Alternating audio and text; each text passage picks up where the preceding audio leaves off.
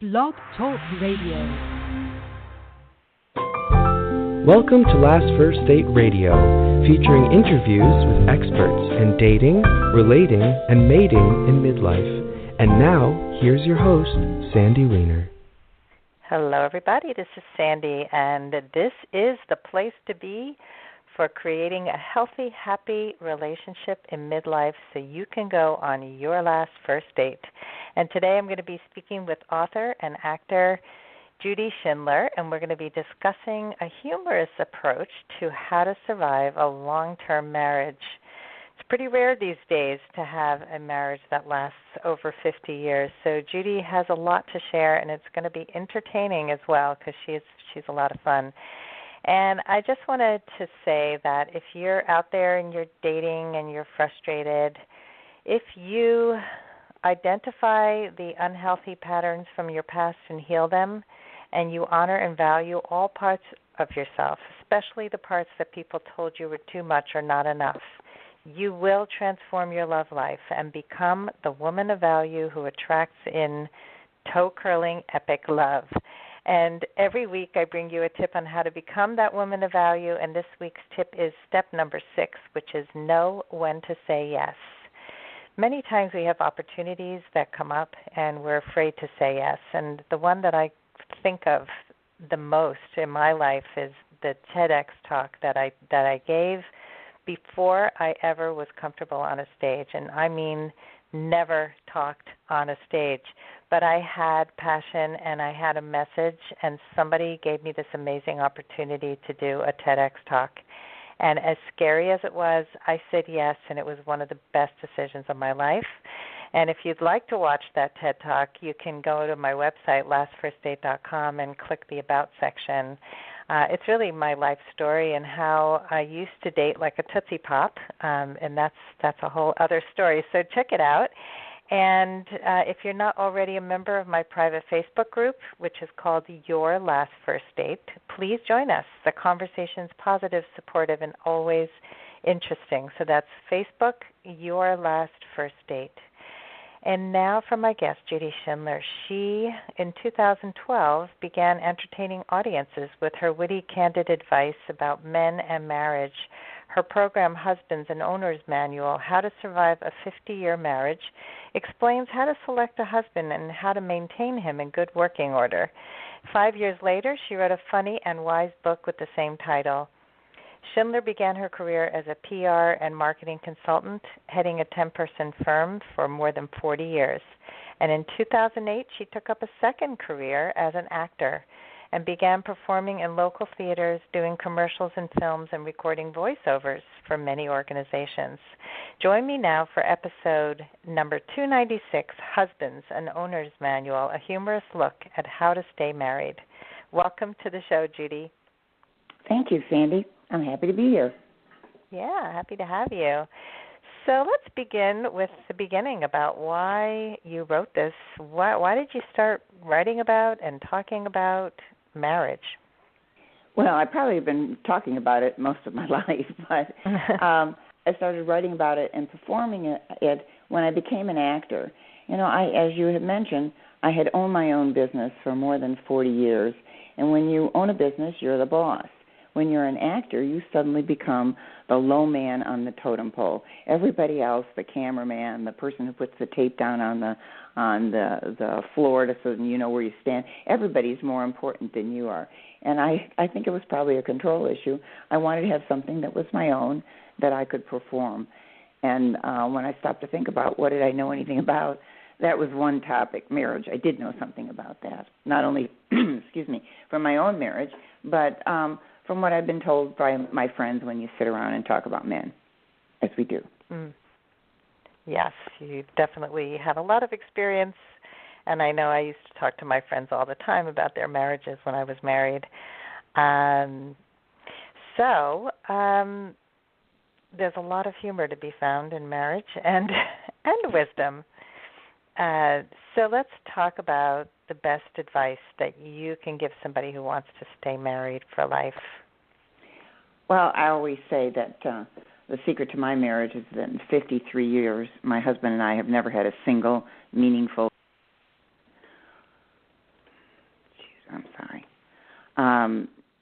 But of course, I'm joking when I say that. I missed part of it. I think you might have gotten a call. That in 53 years, you never had a single meaningful. I don't know how to turn that off. That's okay. I always say that the secret to my marriage is that in 53 years, my husband and I have never had a single meaningful conversation. Okay. I feel if you want to have a conversation, you call a girlfriend. You certainly don't try to talk to a man. They don't know how to do it in the first place. I talk about the time that I tried to break this rule. It was our 35th anniversary, and my husband and I were out for dinner in a very fancy restaurant, and I decided I would ask him a question where we could have a meaningful conversation. And so I turned to him and asked him what he liked best about me. Of course, I was hoping to hear that he thought I was pretty or funny or smart, or that I made his life into an adventure. But what my husband said to me was, the best thing about me was that I was his. And so I burst into tears because that was not what I was hoping to hear. But the real truth, so I really believe that you really shouldn't try to have a conversation with a man because it just never turns out the way you want it to. I really think that one of the secrets of a long-term marriage is nurturing and protecting a man's ego. Men have very, very fragile egos, and you do have to protect them. You have to brag about them in front of them to your friends. You need to say things like, oh, you couldn't possibly have gone to school with them. You look so much younger. Or, gee, you look great today. That's a great color on you. Men need those kind of ego boosts. So we're going to get a lot of pushback on this. Women today, I certainly want to be remarried or in a long-term relationship with somebody I can have a conversation with. And men today are a lot more emotionally in tune, I think, as they age. You haven't dated in a long time, but that's true. It's true. I haven't dated in a long time, but I do know a lot of men. Yes. Okay.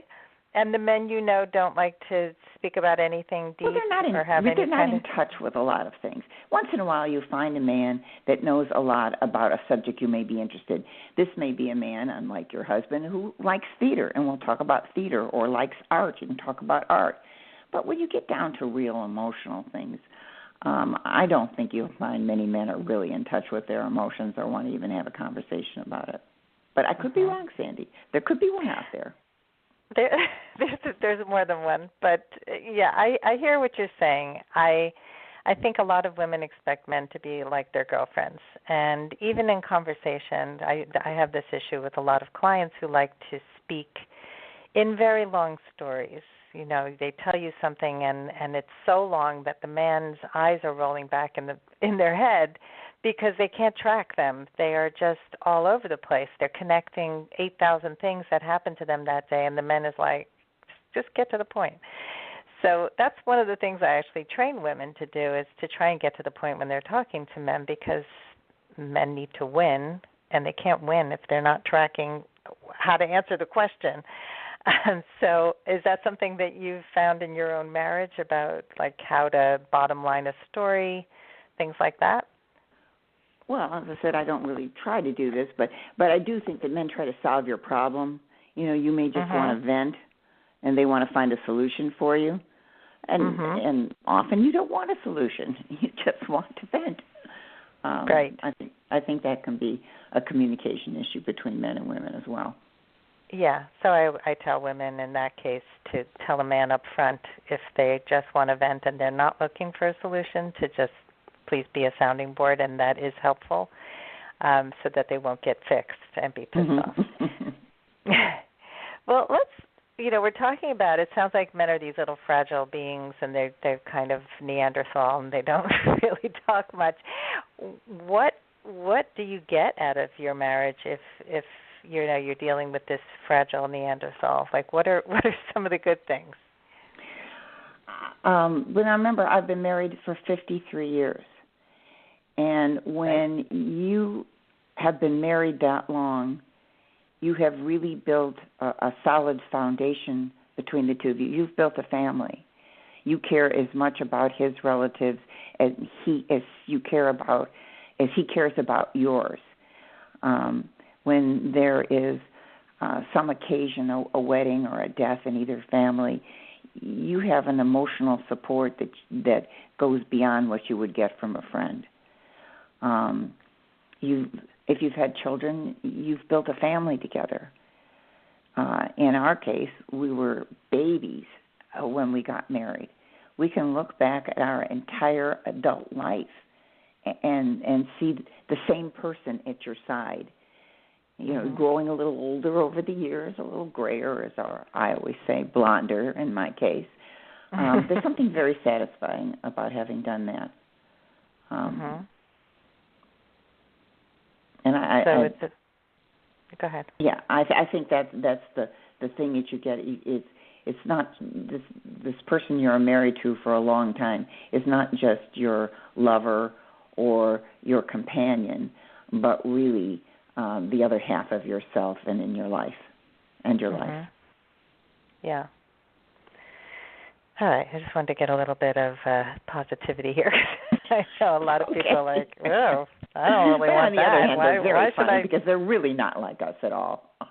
Yeah. Well, that's the first thing that's important to remember is that men are not hairy women. They are very different, and the more we can understand about each other, the better it is. I think that just one of the biggest issues in relationships is misunderstandings and assumptions and expectations. I would say those three things. And you talk a lot about people to stay away from. So when women are looking for a husband or a long-term partner, for many of the people who are listening are not looking to get married or remarried, but they are looking for a long-term relationship. And you say stay away from professional athletes. Can you tell us why? That's the only category that I would categorically say that women should not get themselves involved with is professional athletes. And why is that? Well, because unlike, say, movie stars or rock stars, professional athletes start being adored when they're very young. From the time they're old enough to dribble a ball, swing a club or a bat, they get treated like little gods because they have to show that athletic ability. When they start showing it when they're like 6 or 7, and people are amazed and always want to show them off. So they're getting a lot of adoration at a very young age. As they get a little older, it becomes worse. Girls start hanging around and want to be around them all the time. They go off to college. They get better food to eat than the other students. They get excused from tests. And in some cases, they get away with murder. I always point to O.J. Simpson in that case. But other people who are celebrated in life, like rock stars or actors, they really have to struggle for years to get that kind of adoration. But athletes are born with it, and that's an ego that no woman could ever fulfill. Does that make sense to you, Sandy? Oh, totally makes sense. Silence. Yeah, no, I'm listening. I think you make a good point. I mean, I would say there may be an exception somewhere. I'm sure. Of course, right? There are exceptions. I only speak in gross generalities, but yeah. Yeah. But it's interesting. I just watched I, Tonya, and her life certainly was not about adoration. It was about torture from her mother. Right. But you know, it is a very different lifestyle, and you're working like a crazy person to achieve something that's just supernatural, and you do get treated with preferential treatment. And from a very young age, because you don't just become an athlete when you're 20. You become an athlete when you're very young. You show that prowess very young. Yes, most people do. And you bring up another point about CEOs, people who are really busy, high-power people. And tell us a little bit about the danger of being in a marriage with someone like that. I'm not saying that no one could possibly be married to that CEO, that captain of industry type. All I say is that you need to understand that a workaholic, and they have to be a workaholic by definition, is a workaholic for the rest of their lives. And it doesn't matter how much success they have. So that, you will always be second to the company, the job, or whatever it is they have to do. I think it was the CEO of Sony said to his employees one time that you are my family, you come first.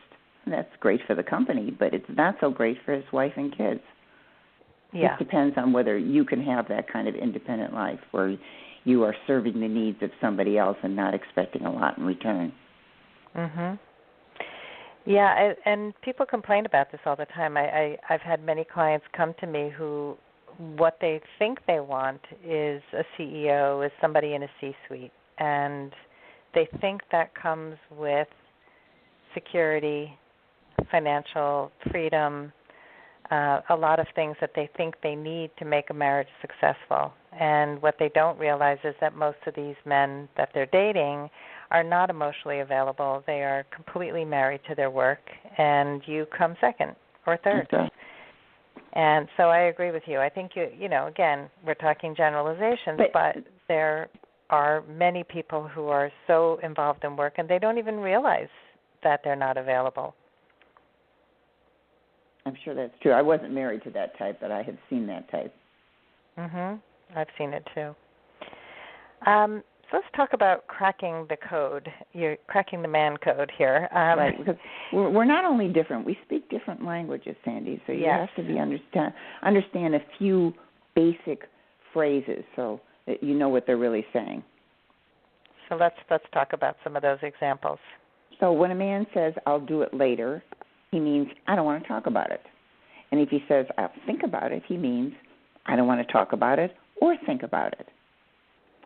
Or sometimes a man will say, I need to find myself, which of course means, I have a girlfriend. And if he says, we're going in different directions, he means, I have a girlfriend who's 10 years younger than you. And if he says, I'm just not happy, he means, I have a girlfriend who's 10 years younger than you and pregnant. So you can see why he's not happy. That's funny. There are people who've done cracking the code for dating, like what somebody says on a date, and it's actually a really important thing to know how to do that, because a lot of women fall for men's fancy words when they really are not saying anything meaningful at all. They'll read between the lines, and I once had a friend who the guy was so blatantly telling her he was not available for a relationship at all. He was a narcissist. He was disgusting. And he said it to her. He goes, I can't, And she said to me, what do you think he means by that? Like, he could not be more blunt. Perhaps he means he couldn't. That was it. Yes. She didn't want to hear it. So she totally fell for him and didn't hear a single red flag because she wanted to only see the good. So it's yeah. Is that men? What about men who say? I think you had some funny thing in there about you wanted your husband to compliment you, and he's like, what was his best compliment to you? Something What's like wrong with that? What's wrong with that? If I show him an outfit, what do you think? He says, what's wrong with that? I have no idea what that means. Does he find your humor funny? No, probably not. First of all, he's never read the book. He never saw me do the show. And when I rehearse the show, he walks out of the room. Everybody tells him it's an homage, but he refuses to believe that. On the other hand, he's very supportive. I mean, that's the real key to our relationship. He's extremely supportive. He just doesn't want to be around or read it or hear it or even hear people talk about it. He insists they're all looking at him and saying, so you're Jack Schindler. You're the one. Yeah. What are some of the things that you do in your show that are like different from the book, or some of your favorite parts of the show? Well, one of the things in doing the book that I worried about was that I do it as a multimedia show, so a lot of my jokes are images that I have up on the screen. For example, when I talk about good time Charlies, and I say, one of the consumer beware, and I put up a picture of Charlie Sheen. So I was worried about that as translating, but I worked out ways to talk about that. But one of the things I also do, excuse me, is I get interrupted several times in the show with the phone ringing, and I answer it with a technical support question. But graphically, I hired a wonderful designer who did the book, and he came up with a way to treat those technical support questions that interrupt the show as I go along. So that was fun. Mhm. Yeah, it's very nicely designed. The book is beautiful. It's fun. The cartoons are fun, and I love the little box words of caution and all those kinds of things. No, it was really designed beautifully. Thank you. Well, it's one of the issues, as I said, in taking something that was a performance. I knew I was funny when I did this show, but how could I translate that on paper? And I decided that, first of all, I needed some help in the writing, and I enlisted a friend of mine who's very funny and also a wonderful writer, and she worked with me on the content of the book.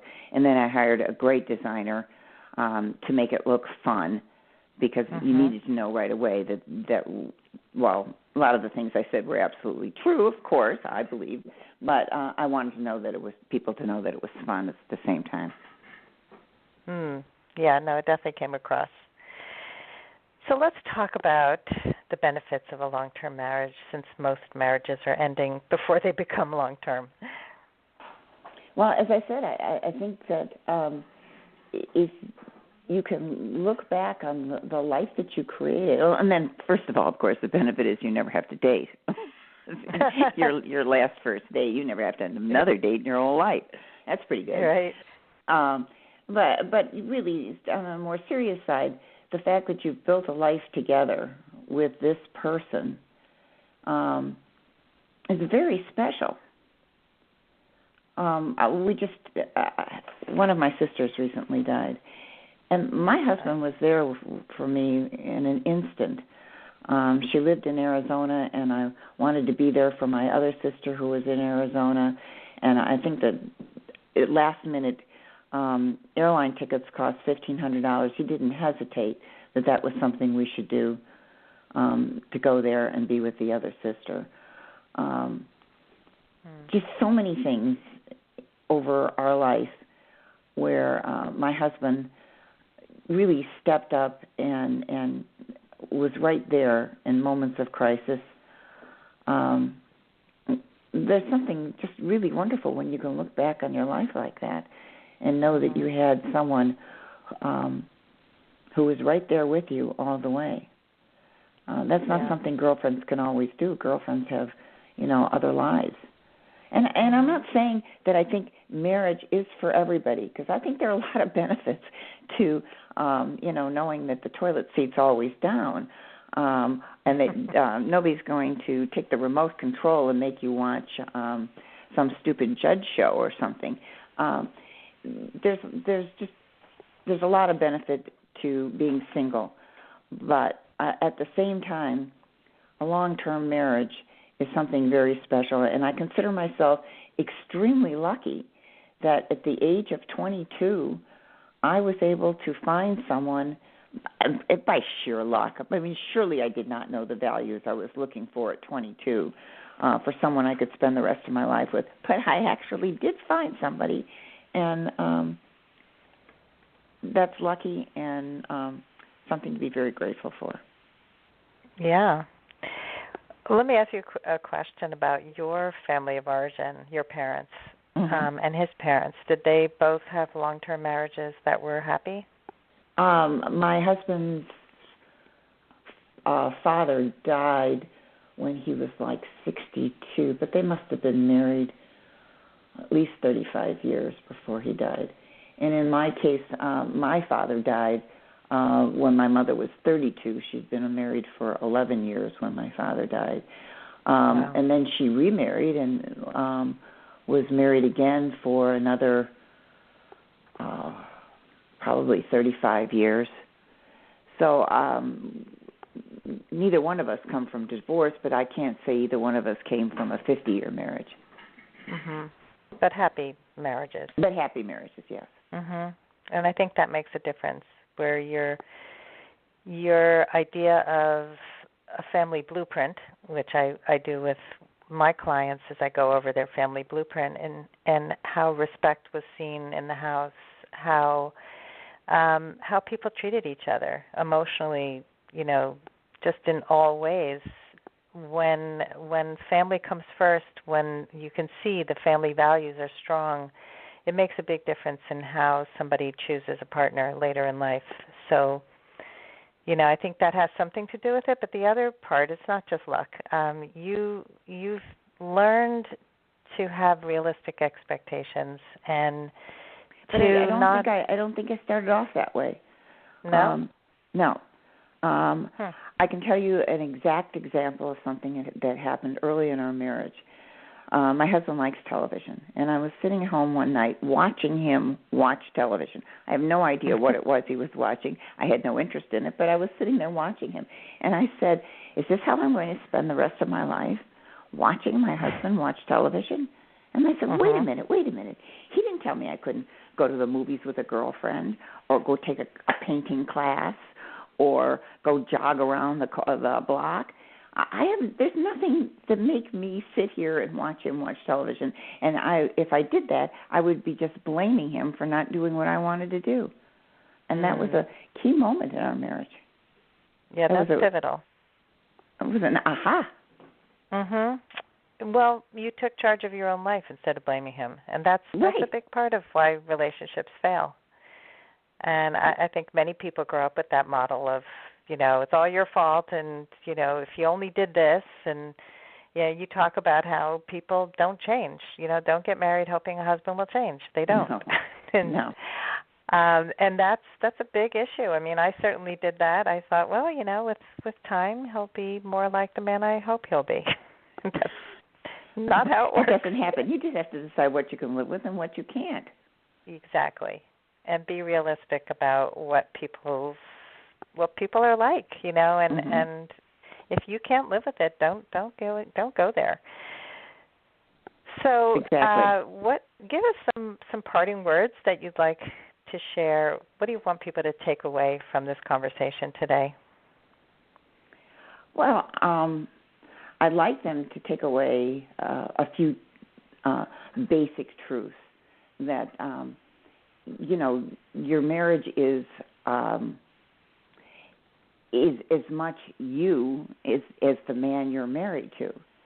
And if you can't adjust to his quirks, you can't expect him to adjust to your quirks. And I really don't believe in unremitting togetherness. And that comes up a lot when you get to the retirement age. I met a woman recently who was married for 35 years until retirement, and that was it. She couldn't handle any more of that. But I do think you have to be responsible for your own life and enrich your life as you see fit. And when you do get together, you'll have some interesting things to talk about. I like that. Beautiful. So tell everybody where they can find you, your book, your blog, your vlog, whatever you got going on. Please come to my website. It's Judi Schindler, and that's spelled JudiSchindler.com. You can sign up for my blog. Every week I try to be a little funny about some aspect of men and marriage. And you can order the book there, or you can find the book on Amazon. Again, the book is Husband's and Owner's Manual, and I am Judi Schindler. Awesome. And I will put all this in the show notes over at my blog, lastfirstdate.com, so you can all join her blog and get the book. So thank you so much, Judi, for coming on, and many more happy years together with your husband. Thank you, Sandy. And you tell them what to do, okay? Yes. Thanks, everyone, for joining me today, and I hope you all go on your last first date very soon. Have a great day.